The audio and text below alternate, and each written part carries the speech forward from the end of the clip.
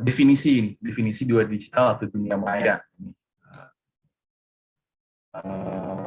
Jadi sudah saya sampaikan dan diskusikan juga bersama-sama minggu lalu bahwa komputer itu satu yang tak terpisahkan dari kehidupan kita sekarang, hampir tidak terpisahkan, bukan hanya dari alat untuk produktivitas, tapi juga alat entertainment dan juga konektivitas.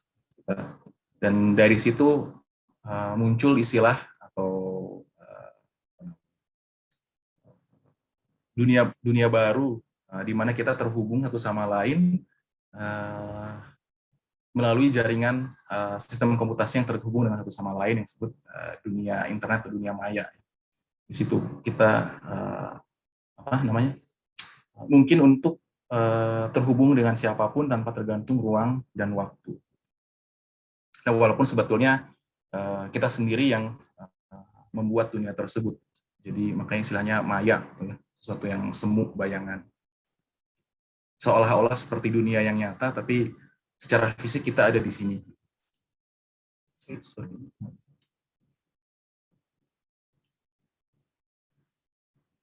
Oke, ini mungkin saya bicara aja, singkat aja definisinya. Untuk dunia digital,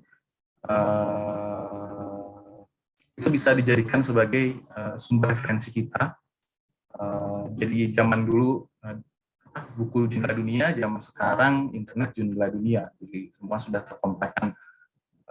Saya bilang juga tadi orang bisa lihat di Wikipedia gitu. Jadi open encyclopedia yang semua orang bisa melihat dan punya akses ke sana. Gitu. Walaupun dari segi reliabilitas datanya perlu kita perhatikan karena semua orang bisa mengedit. Jadi menurut saya Wikipedia itu ada beberapa dosen yang mungkin agak alergi atau kurang senang dengan Wikipedia. Sebetulnya menurut saya Wikipedia itu starting point yang bagus gitu. Jadi saat Anda mencari satu topik, Anda bisa start dari sana, tapi jangan jadikan sebagai referensi utama. Dilihat sebagai memberikan gambaran umum, lalu biasanya di bagian bawahnya itu ada referensinya, Anda bisa mulai gali dari referensinya itu. Selama referensinya reliable sih, saya pikir itu starting point yang bagus gitu untuk kita mencari sesuatu hal. Dan ini juga internet menyediakan blog, forum, website. Walaupun saya nggak tahu ini, makanya blog dan forum mungkin agak kurang tidak seramai di dekade 2010-an gitu. Dan beberapa forum mungkin Indonesia juga di boy band juga tuh, Reddit Indonesia di ban kan kalau tahu. Dengan alasannya komunitasnya saya nggak ngerti lah alasannya. Lalu juga dari edutainment mengomunikasikan pendidikan dengan hiburan. Oke, yang sangat jelas ini teknologi computing itu pengaruhnya pada dunia kerja, membawa efisiensi. Dalam zaman dulu pengarsipan itu dibuat dalam data fisik, dan kalau dari data accounting atau data perusahaan di tahun mungkin di awal 90-an itu Anda harus punya ruangan fisik berisi lemari yang si sekretaris atau bagian accounting-nya yang mencari datanya satu persatu. Dataan perpustakaan juga dibuat secara manual dan labor intense. Sekarang kita bisa terkoneksi satu sama lain, collaboration work bisa dilakukan kapan saja, dan juga software atau perangkat lunak untuk menunjang produktivitas juga semakin beragam ya. Seperti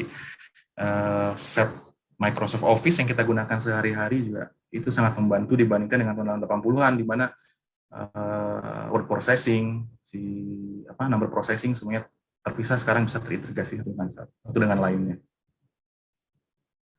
Nah, ini untuk diskusi nih. Mungkin awalnya saya pengen buka dengan diskusi. Selanjutnya saya ingin jadikan sebagai tugas pertama. Jadi saya ingin mungkin diskusi singkat aja dari kalian seperti apa, nanti kalian jabarkan lebih jelas lagi dalam tugas. Nah, ini sekalian sebagai generasi yang istilahnya habitatnya sekarang berdampingan dengan teknologi digital, bagaimana teknologi digital membentuk Anda sebagai individu.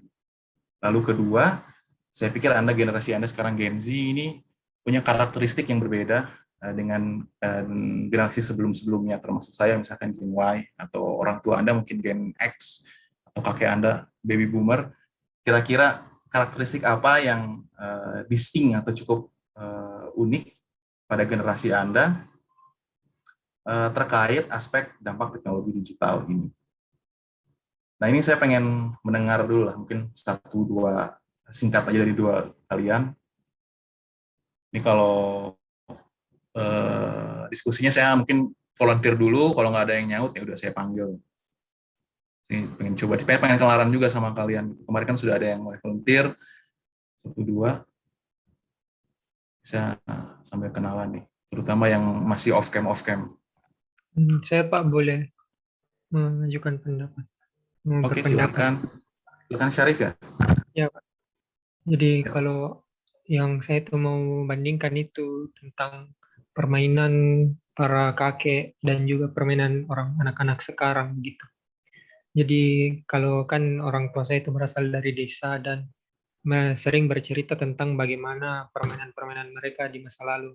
Jadi permainan mereka itu kalau seumuran-seumuran anak-anak SD begitu, mereka sering bermain sapi, memanjat pohon, dan membuat mainan-mainan sederhana seperti tembak-tembak bambu.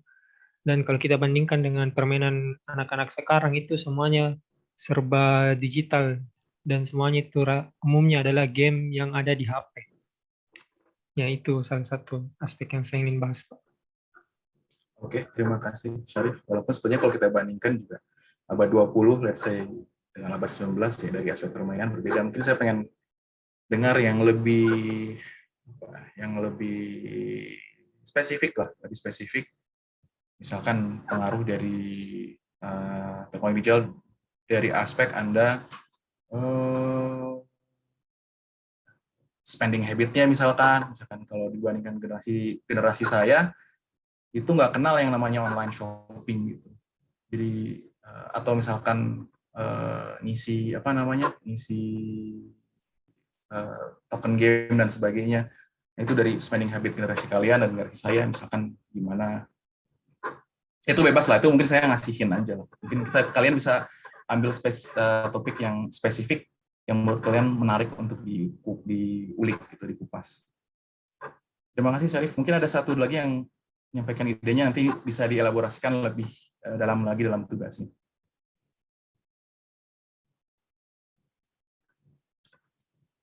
Nggak ada nih, saya panggil aja ya. Oh boleh. Saya belum. Oh ya, nggak mau dipanggil ya. Oke, silakan. Siapa duluan tadi? Ya mungkin dalam ini Pak, pilihan role model dalam kehidupan Pak. Kan kalau sebelum ada sorry, siapa nih? internet, Namanya siapa? terus nama saya Yota Pak. Oh, Yota. Alamat. Ya. Yota bisa on cam nggak? Saya pengen lihat tuh wajahnya. Mungkin kan ya?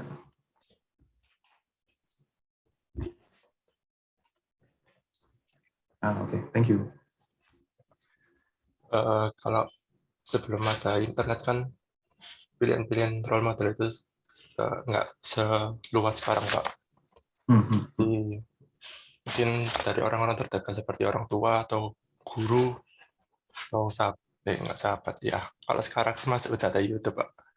Ada YouTube, ada Instagram. Jadi anak-anak itu bisa mencatat dari influencer gitu Pak.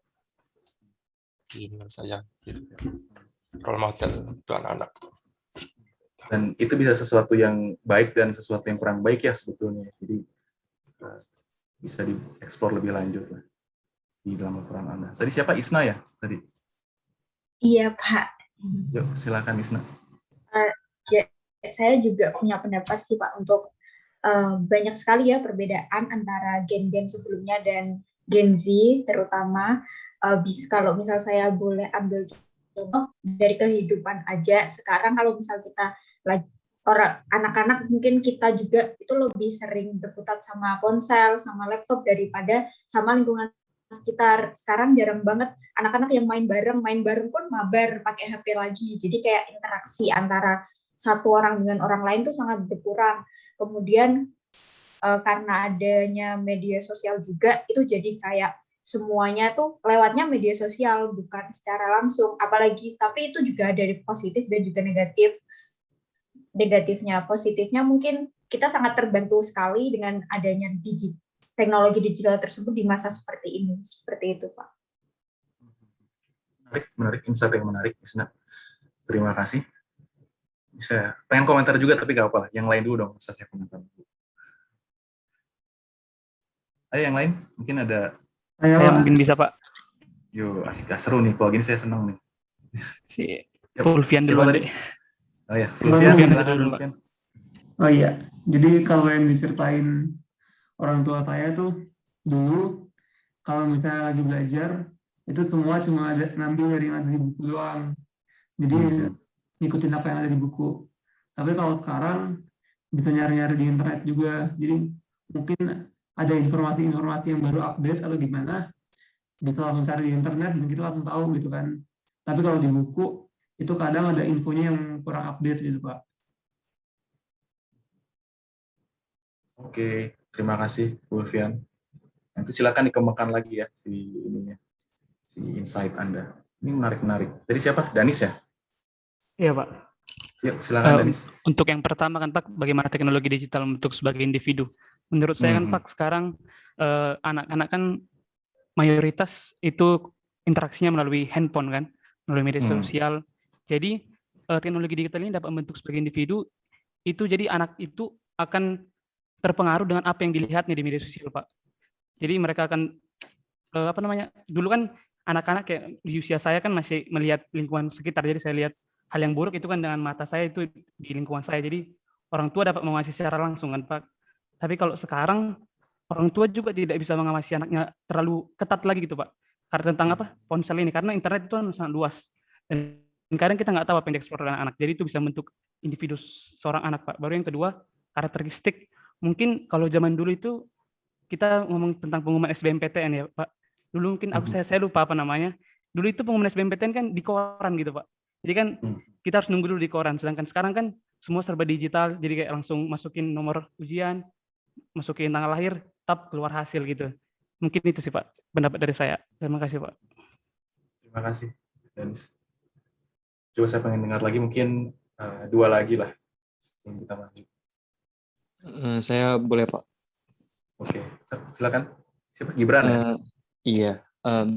Kalau saya mungkin lihat itu dari perspektif yang lebih dasar kali ya, yang lebih filosofis. Misalkan nih dampak dari teknologi itu membentuk seorang individu nih. Nah, individu itu kan jika kita ingin menentukan seorang individu tersebut secara karakteristiknya pasti tidak lepas dari personality Pak gitu. Jadi kayak personalitas saya sebagai seorang individu itu apa gitu. Nah, jadi seperti kita tahu bahwa kita kembali ke dasar, kita sebagai manusia itu adalah makhluk sosial yang saling membutuhkan interaksi yang terkadang berpengaruh kepada psikologi. Nah, jikalau kita hubungkan dengan internet dan bentuk teknologi digital yang terkadang dalam segala hal dan stakeholder itu sangatlah tidak sosialis misalkan gitu Pak. Saya kayak tadi contoh-contoh lain sudah dijelaskan sama kawan-kawan sebelumnya, permainan yang tidak bertemu langsung, terus juga secara pendidikan yang tidak bertatap muka seperti halnya di sekolah, terus juga dengan beberapa contoh lainnya. Nah, inilah yang akan menghadirkan beberapa dampak buruk, terutama terhadap keadaan sosial manusia, sebagai di mana manusia tersebut sangatlah sosialis seperti itu, kita makhluk sosial, di mana sifat sosial kita akan berkurang, interaksi sosial kita juga akan sangat berturun drastis, dan juga akan mengurangi sifat sosial kita sebagai manusia, yang pada akhirnya pasti berpengaruh terhadap intensitas diri, takutnya juga berpengaruh ke kesehatan gitu Pak, misalkan seperti psikologi kita yang semakin memburuk, dan lain-lain sebagainya gitu. Jadi, menurut saya dari segi sosialnya saja itu kita sebagai manusia sudah sangat berpengaruh dari teknologi digital itu sendiri. Seperti itu. Menarik, insight yang menarik dari Gibran. Mau komentarnya Gibran? Yang poin kedua gimana? Kalau secara umum. Kalau tadi cukup aja. Kalau yang kedua gimana ya? Kalau menurut saya sih ya kayaknya 11-12 sama kawan-kawan yang lain sih Pak, ini kan lebih ke contoh ya. Mungkin ya dari pendidikan ada pengaruh, permainan juga berpengaruh, dari cara kita berkomunikasi juga sangat berpengaruh, seperti itu. Secara umumnya gitu sih. Nanti kalau dielaborasi lebih panjang Pak. Oke, terima kasih Gibran.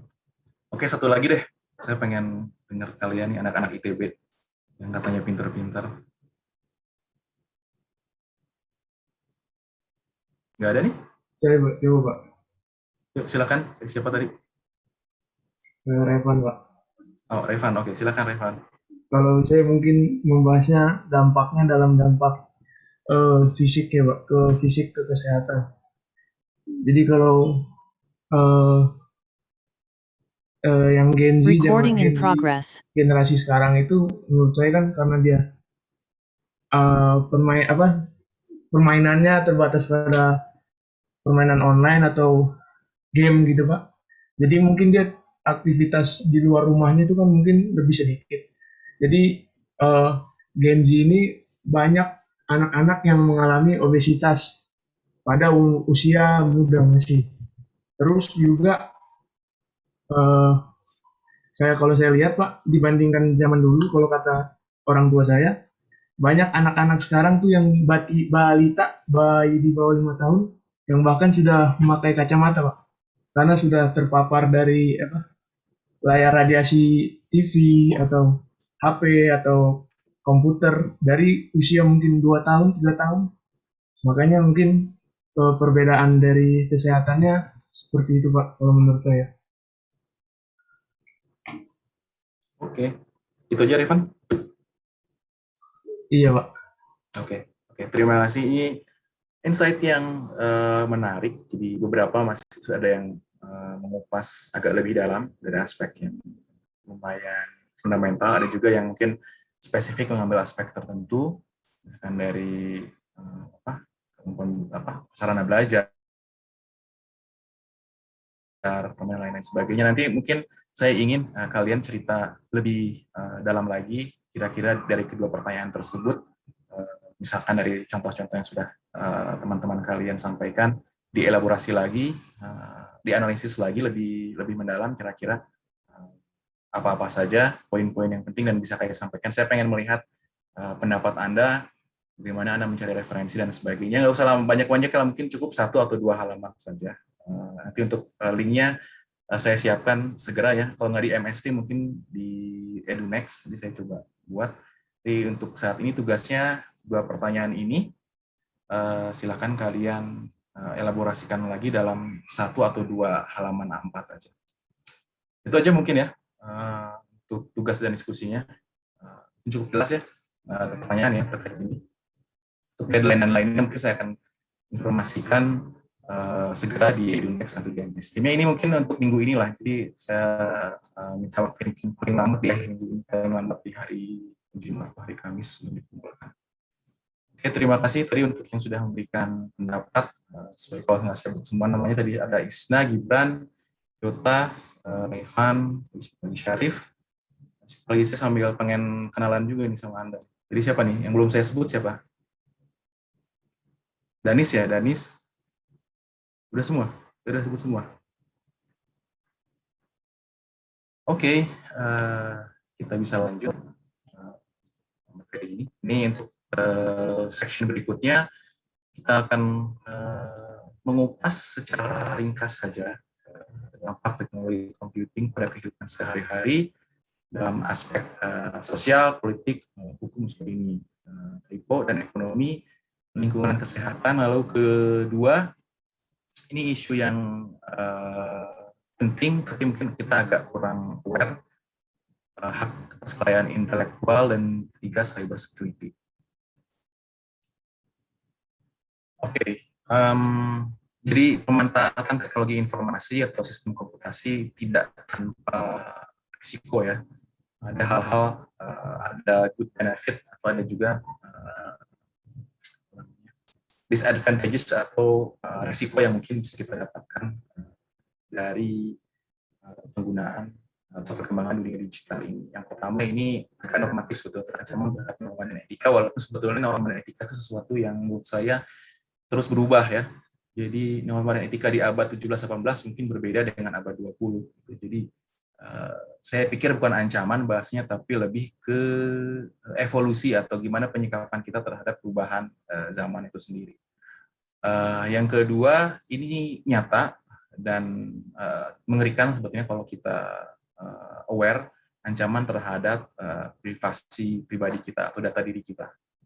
Yang ketiga itu ancaman kecanduan atau harassment di dunia maya. Jadi harassment atau cyberbullying dan sebagainya itu sesuatu yang serius juga dan bahkan berakibat nyata fisik di dunia nyata gitu. Ini hal-hal yang mungkin di generasi-generasi di atas saya dan Anda agak sulit dipahami gitu, tapi di generasi saya sih awareness terhadap ini sudah mulai ada. Ancaman dari high tech crime, misalkan pencurian, ini berkelanjutan dari yang poin kedua, pencurian data, atau misalkan phishing, lalu misalkan pembobolan akun pribadi, rekening pribadi dan sebagainya. Lalu ketiga, terjadi semacam abu-abu atau garis hitam putihnya yang membedakan antara dan mendefinisikan hak atas kekayaan intelektual juga mungkin menjadi sulit didefinisikan di dunia digital ini. Kadang-kadang misalkan kita bikin satu karya seni, gambar, Anda upload, misalkan di dunia digital, bisa jadi data tersebut dicuri orang, diambil orang, itu harusnya kan itu menjadi kekayaan Anda, atau karya seni tersebut menghasilkan uang atau profit, itu sebetulnya hak Anda, tapi bisa jadi diambil orang begitu saja. Itu juga terkait juga dengan plagiarisme yang tadi saya sebutkan di awal kuliah. Nah ini yang ke berapa nih? 1, 2, 3, 4, 5, 6, dan 7. Ancaman otomasi dan himinisasi pekerjaan terhadap meningkatnya jumlah pengangguran dan penggunaan informasi dalam kepentingan politik. Ini dua hal terkait sosial politik. Jadi sebetulnya dari zaman dulu ancaman otomasi sebetulnya sudah dirasakan mulai dari zaman revolusi industri sampai modernisasi di abad 20 ya, dan sekarang semakin tergerus, makin banyak orang-orang yang tidak punya special skill, yang semakin sulit hidupnya gitu, semakin disposable. Itu kalau kerjaan kita hanya mengerjakan pekerjaan-pekerjaan yang bisa dikerjakan oleh mesin gitu. Lalu penggunaan informasi dalam kepentingan politik, ini kalau pernah Anda dengar tahun 2018 itu yang skandal Facebook itu, yang Cambridge Analytica, yang data pengguna Facebook diambil secara ilegal oleh firma konsultan politik dari UK, Cambridge Analytica gitu, tanpa izin dari si pemilik datanya. Dan proses pengambilan datanya dibuat seolah-olah seperti apps biasa gitu. Ternyata orang yang menggunakan apps-nya sih sudah concern akan diambil, tapi ternyata orang yang terkoneksi dengan pengguna apps tersebut diambil juga datanya. Itu ini juga terkait dengan poin nomor 4, ancaman high-tech crime, dan nomor 2 terhadap privasi pribadi kita. Oke, ini kita mulai kupasan yang pertama, tentang teknologi computing pada kehidupan sehari-hari. Jadi hampir kehidupan kita sekarang ini tidak lepas dari kebutuhan computing. Dari entertainment seperti saya pikir kalian juga senang main video game, saya juga senang video streaming dan lain-lain, kebutuhan rumah tangga, online shop, delivery dan sebagainya, lalu sistem transportasi, pemesanan tiket. Zaman dulu tuh pesan tiket tuh harus ke travel agent dulu, nggak bisa Anda dalam rumah pesan, bayar langsung selesai. Zaman dulu kita harus telepon dulu, makanya biaya juga lebih mahal, bayar broker fee-nya dulu dan lain sebagainya. Itu termasuk pekerjaan-pekerjaan yang saya bilang mulai terkikis nih di zaman sekarang ini. Walaupun jadinya berubah bentuk ya, bukan travel agent fisik, tapi jadi travel agent digital seperti Traveloka dan sebagainya. Ancaman yang dihadapi ya ini ancaman kekerasan, pencurian identitas, dan ancaman terhadap privasi. Berulang. Nah, ini untuk ancaman kecanduan dan kekerasan, ini sesuatu yang mungkin kalian juga alami dan cukup rentan. Anak-anak zaman sekarang, menurut survei, di sini menghabiskan 24 jam atau lebih per minggu untuk digital media. Saya pikir mungkin antara YouTube, atau Instagram, Twitter, dan sebagainya, atau dulu Snapchat, sekarang TikTok mungkin. tidak terlibat dalam kegiatan fisik dan imajinatif yang dikembangkan sendiri, ini bisa ya bisa tidak sih kalau menurut saya pribadi gitu. Jadi justru untuk sebagian orang teknologi ini atau di dalam depan layar ini membuka potensi dia, tapi untuk orang yang lain itu justru menutup potensi dirinya. Lebih beresiko pada stres, depresi, dan isolasi sosial. Ini sesuatu yang nyata terjadi di ITB ya. Jadi selama kuliah online ini angkatan 2020 itu ada yang PPB 2020, sebetulnya kuliahnya baik-baik saja gitu, tapi karena dia nggak pernah berinteraksi dengan teman yang lain, ada satu kuliah yang merasa dia kok saya nggak bisa ya kuliah ini, dan merasa tertinggal, kok teman saya Excel semua baik-baik saja, ini saya sendirian di sini. Akhirnya dia menemui dosen wali, saya pengen mundur aja Pak gara-gara satu kuliah ini. Padahal yang lainnya baik-baik saja gitu. Ini hal yang nyata dan harus diwaspadai ya, terutama untuk generasi orang tua maupun kalian sendiri. Dan ini mungkin ceritanya nyambung lagi dengan kejadian minggu lalu. Jadi ini agak grim nih ceritanya. Minggu lalu ada berita bahwa seorang mahasiswa S2 ditemukan menghilangkan nyawanya sendirilah, kulit mildly di kosannya. Masalahnya disinyalir kesulitan pada saat menjalankan tesis S2, kan kebetulan mahasiswa S2 gitu. Jadi ini hal yang sangat serius. Jadi kalau seandainya kalian merasa diri kalian ada sesuatu yang harus dibicarakan atau menemukan teman yang sekiranya perlu teman berbicara atau didengarkan, itu apa istilahnya, harap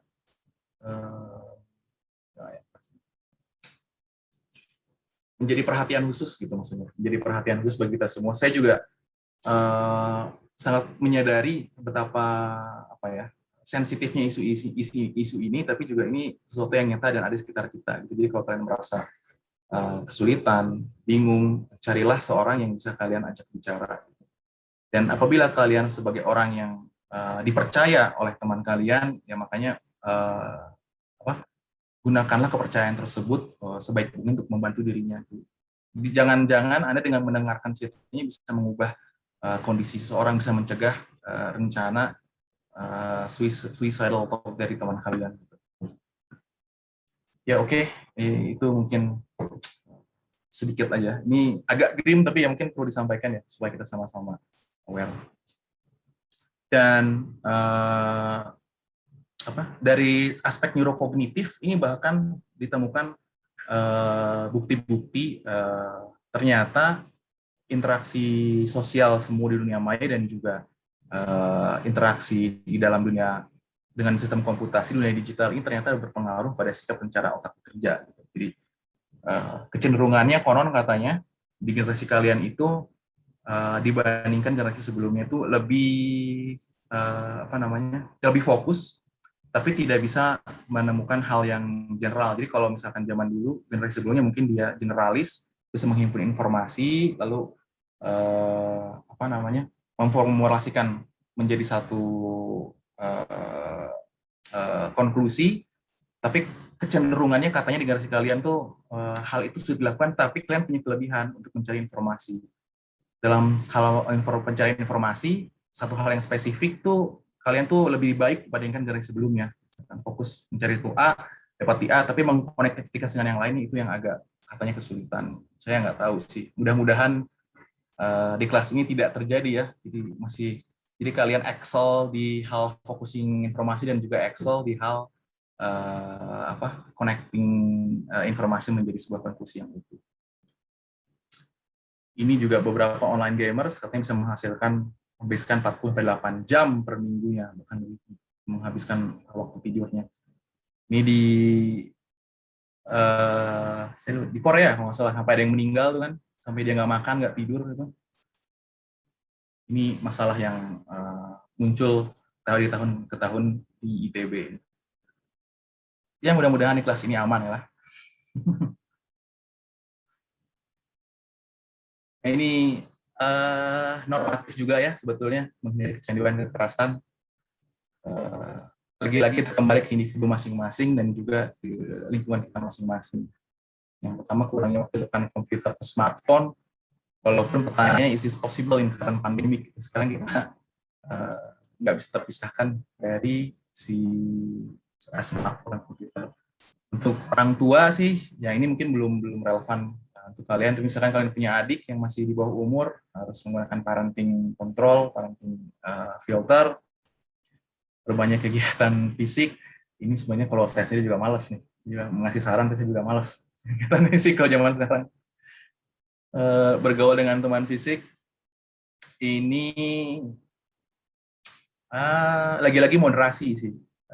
Jadi menurut saya kegiatan bertemu dengan teman virtual juga tidak berarti buruk, itu bisa dilakukan sama baik dengan interaksi fisik, tapi memang ada hal-hal yang hilang, human touch yang hilang, itu mungkin perlu dibalance saja antara virtual touch dengan physical touch di antara kita sebagai manusia.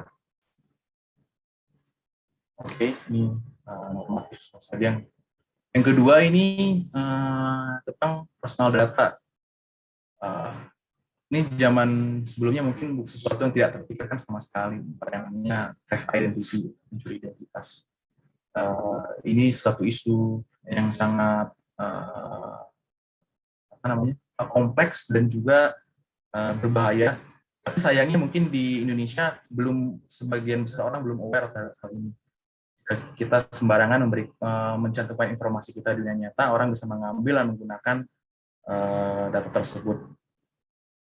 Contoh gampangnya, misalkan kalian lupa atau sembarangan menyimpan informasi, nomor telepon, atau KTP dan sebagainya, misalkan sertifikat vaksin yang sudah divaksin, ada nomor NIK dan sebagainya, ada orang yang bisa mengambil itu, dan misalkan ngambil buat ke pinjol dan lain pakai nama kalian, atau misalkan hal lainnya tuh kalian beli paket, lalu alamatnya lupa, tidak kalian buang dulu, tidak kalian rusak dulu, ada orang yang ambil, maka data kredensial kalian akan dipergunakan oleh orang tersebut.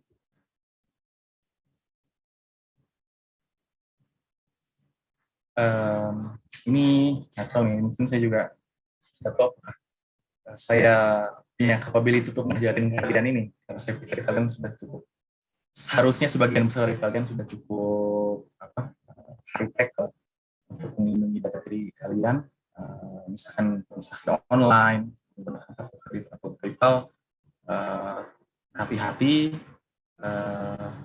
lihat dan scan your bill promptly, get expired credit card, and so on and so forth. Secure website. Don't ever disclose personal information over the phone. Obvious.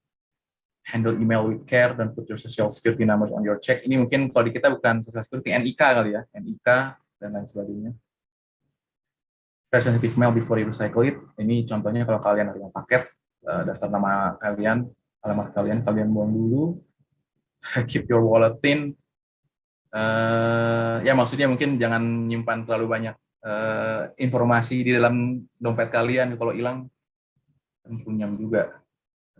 Cukup informasi penting aja. KTP udah cukup, lagian duit sekarang udah di dompet digital. Oke. Selanjutnya ancaman terhadap privasi. Jadi sayangnya saat kita berkegiatan di internet, banyak situs atau layanan yang meminta data pribadi kita untuk verifikasi. Itu tujuannya sebetulnya kalau dia websitenya atau layanannya legit sih, untuk memverifikasi bahwa kita memang orang beneran. Kalau terjadi apa-apa, kita bisa mendapatkan service atau komplain, itu bisa ditangani dan juga memverifikasi secara legal kalau tidak apa-apa. Tapi di satu sisi ada resiko lain yang terjadi dengan penempatan data-data pribadi kita, karena hampir semua e-commerce dan lain aplikasi meminta nomor kartu keluarga dan sebagainya. Itu data-data yang sangat sensitif sebetulnya. Jadi walaupun saya tahu kalian malas kalau download apps, term and condition-nya itu penting, tuh harus dibaca tuh term and condition-nya. Apa-apa saja yang berhak diberikan, apa saja yang berhak di si app developernya atau websitenya bisa menerima atau melakukan apa sih terhadap data kalian. Ya, misalkan kalian down install app tertentu, dia punya akses kemana aja, ke kontak kalian, ke kamera dan lain sebagainya. Itu harus mulai aware terhadap hal tersebut. Oke. Nah ini mungkin apa namanya, ancaman terhadap privasi ternyata tidak muncul dari industri atau swasta saja, dari private sector. Ternyata official organization seperti pemerintah maupun lembaga governmental lain itu bisa saja memata-matai atau mengambil data Anda. Lagi-lagi ini isu yang masih saya pikir belum awareness-nya belum cukup tinggi di Indonesia ya. Mungkin di negara-negara yang lebih maju seperti Amerika Serikat, di Eropa, atau mungkin bahkan di Jepang, ini sudah jadi sesuatu yang concern di masyarakatnya. Istilahnya itu Big Brother watching, itu Anda pernah baca ini nggak? 1984 tuh bukunya, George Orwell. Kira-kira dia surveillance oleh pemerintah, dan juga mungkin di negara-negara Barat biasanya alasan security itu digunakan untuk dalam tanda kutip memata-matai masyarakat. Ini biasanya hot issue di negara tersebut. Jadi kompromi antara security dan privacy itu di mana batasan antara kita melindungi privacy dari private citizen dengan national security-nya. Itu isunya yang terakhir tuh yang saya lupa. FBI apa PCI itu yang dengan Apple tuh, Apple nggak mau ngasih data si penggunanya itu jadi hot issue juga. Tapi lagi-lagi kita mungkin belum sampai isunya. Ya mungkin 10 tahun baru jadi ramai di kita. Ingat, jadi data pribadi kalian adalah currency dunia digital. Jadi Anda punya hak-hak terhadap data pribadi Anda sebagai seorang individu. Jadi jangan mudah memberikan informasi KTP, SIM, dan sebagainya ke orang lain ya, kecuali terverifikasi. Memang itu dibutuhkan, dan kalau misalkan disalahgunakan, Anda punya hak secara hukum untuk menuntut pihak yang menyalahgunakan data Anda. Nah ini juga berlaku general ya, tidak hanya terkait dengan data pribadi, tapi dengan perilaku secara umum di media sosial atau dunia maya. Pikir sebelum post gitu. Jadi jejak digital itu sesuatu yang permanen ternyata. Jadi orang itu bahkan bisa didefine atau dilihat dari image dia di dunia digital. Sebetulnya zaman sekarang itu orang itu, karena kita tidak tahu aslinya seperti apa, yang kita lihat hanya jejak digitalnya, maka kita bisa membentuk image atau berasumsi orang itu seperti itu hanya dari aspek jejak digitalnya saja. Dan itu juga bisa digunakan untuk melawan atau merugikan diri Anda. Misalkan Anda punya let's say politician, lawan politik, atau misalkan Anda punya lawan bisnis, lalu Anda memposting sesuatu yang bodoh dari mungkin 10-15 tahun yang lalu, rekan Anda lawan politik Anda menemukan itu tuh bisa digunakan untuk menjatuhkan diri Anda. Itu kejadian tuh di salah satu teman saya, ada yang mengalami hal itu secara langsung. Jadi memang cukup mengerikan itu. Dan selanjutnya yang terpenting adalah gunakan teknologi untuk memproteksi diri kita. Jangan dijadikan sebaliknya, teknologi untuk menjadikan celah orang lain untuk mengambil data diri kita. Perhatikan misalkan enkripsi datanya, misalkan Anda pakai data enkripsi, kalau misalkan Anda merasa perlu pakai VPN, gunakan VPN. Lalu kalau misalkan Anda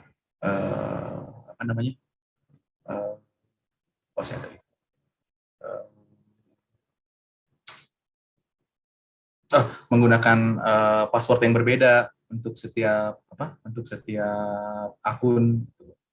Jadi berhati-hati jangan menggunakan password yang sama karena pikir praktis, tapi ternyata saat satu akun berhasil diretas, maka semua kredensial Anda akan bisa diambil dengan mudah. Oke, ini diskusi lagi, tapi ini nggak tugas. Diskusi, saya ingin dengar lagi pendapat Anda terkait perusahaan IT yang disinyalir terlihat dalam upaya pemanfaatan data-data para pelanggannya.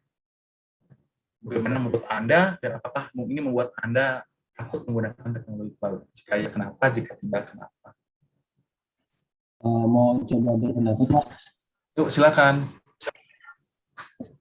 Yang saya beberapa minggu sebelum ini pernah baca berita, Pak, dari salah satu perusahaan kayak perusahaan satelit gitu, Pak, dari Israel. Dia emang gimana ya isinya buat diceritain. Jadi dia itu kayak data-data kita dari seluruh dunia itu emang disinyalir.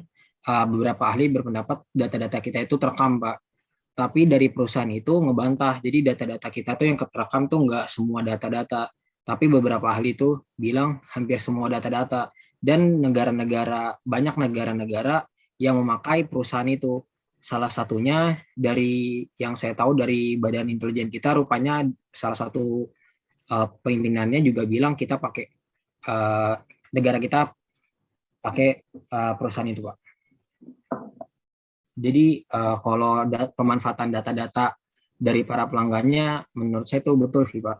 Contohnya aja kayak yang tadi Bapak bilang dari Facebook gitu, yang pernah kejadian kan itu pas Pilpres Amerika Serikat yang sampai dibawa ke pengadilan Amerika Serikat, itu kan salah satu bukti data-data pelanggan itu dipakai, Pak. Menurut saya itu sih, Pak. Terima kasih, Pak. Yang kedua gimana menurut Anda? Bagaimana Anda kok ini akan membuat Anda paranoid untuk melakukan paranoid? Sebenarnya kalau kita mau gunain teknologi ini kayak pedang bermata dua sih, Pak. Kita tahu untung ruginya, Pak. Kalau menurut kita yang kita dapatin itu lebih gede daripada yang bakal kita keluarin, itu sah-sah aja sih menurut saya. Kayak saya mau pakai WhatsApp, tapi kan WhatsApp kan ada kayak tadi syarat-syaratnya apa sih yang kita kasih dan mereka data-data. Tapi kalau menurut saya WhatsApp itu profit buat diri saya itu lebih gede daripada saya kayak ngeluarin, itu sah-sah aja menurut saya. Kalau dari saya, Pak. Oke, terima kasih. Habibie atau Musar sama jawab? Habibie, Pak, boleh, Pak. Oh, Habibie, oke. Terima kasih, Habibie. Yang lain mungkin, jadi kalau tadi menurut Habibie dari perusahaannya sendiri ada potensi, tapi saya pengen menurut gimana kalau ternyata perusahaannya yang berusaha menjaga sebaik mungkin tapi berhasil dibobol gitu. Contohnya tahun 2000 berapa ya? 2011 apa 2012 yang ini istilahnya PlayStation Network hack itu skandal besar tahun 2011 di mana servernya PlayStation Network itu berhasil dibobol selama 3 hari, kemudian akhirnya ditutup oleh PlayStation dan 70 juta account itu berhasil dibobol, disinyalir itu dicuri datanya. Nah, itu gimana menurut Anda? Apakah Pak, dengan poin nomor 2? Mau nambahin, Pak, tadi yang Bapak. Oh ya, silakan. Kasusnya itu kalau mau diambil dari dekat, contohnya kasus BPJS sih, Pak. BPJS. Iya, Pak. Nah, itu saya pengen dengar gimana menurut pendapat Anda. Kan yang tadi perusahaannya nih yang bandel, tapi ternyata perusahaannya udah berusaha nih sebaik mungkin. Tapi ternyata tetap jebol juga. Itu apakah membuat Anda menjadi takut? Ini nggak ada yang mau berpendapat?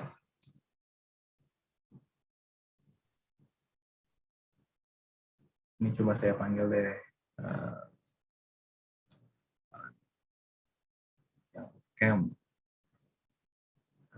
Patrick Nathanael, coba saya pengen dengar suaranya.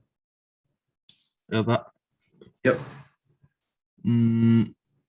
Saya mau apa? Yang poin 2 ya, Pak? Ya, poin 2 dan poin 1-nya. Poin 1-nya tapi dari aspek bukan perusahaan IT-nya yang membocorkan atau memata-matai tapi dicuri datanya. Kalau pemanfaatan data, saya kalau nengok yang poin pertama ini pemanfaatan data, saya nggak selalu pikir buruk sih Pak. Bisa aja kayak misalnya berapa perusahaan IT itu mau nge-survey gitu loh Pak. Makanya sebagian kayak ya ngambil datanya sedikit-sedikit gitu Pak. Bisa mau survei perilaku atau apa pelanggannya gitu Pak. Apa ya pokoknya untuk mensurvei gitu lah Pak kalau menurut saya. Kalau poin pertama tuh. Makanya kalau konspirasi kayak gitu menurut saya nggak terlalu apa kali sih Pak. Menurut saya nggak terlalu takut kali Pak, karena juga kan juga ini Pak, bagaimana menurut Anda jadi paranoid untuk menggunakan teknologi cloud? Karena saya juga masih pelajar Pak, sebenarnya saya nggak terlalu tahu juga sih Pak, karena lagi kan masalah data-data penting ya saya juga palingan cuma data-data untuk belajar aja, belum ya nggak untuk apa juga ditakutkan gitu Pak. Makanya saya nggak terlalu apa kali Pak dengan masalah-masalah seperti ini. Gitu sih Pak. Gitu. Iya. Oke, terima kasih Patrick. Walaupun nanti kalau misalkan ada data Anda, KTP Anda misalkan tersebar di internet dipakai pinjol tuh nggak apa-apa ya berarti ya. Bukan Pak, mungkin kalau nggak kayak gitu, data-data kayak apa mungkin Pak.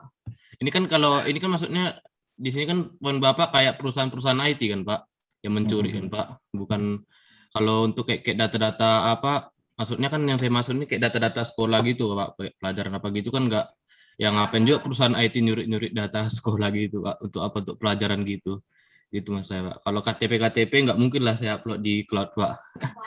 Gitu Pak. Oke. Jadi ini section kantor kita untuk aplikasi atau dampak dari computing. Jadi mungkin saya mau menambahkan aja.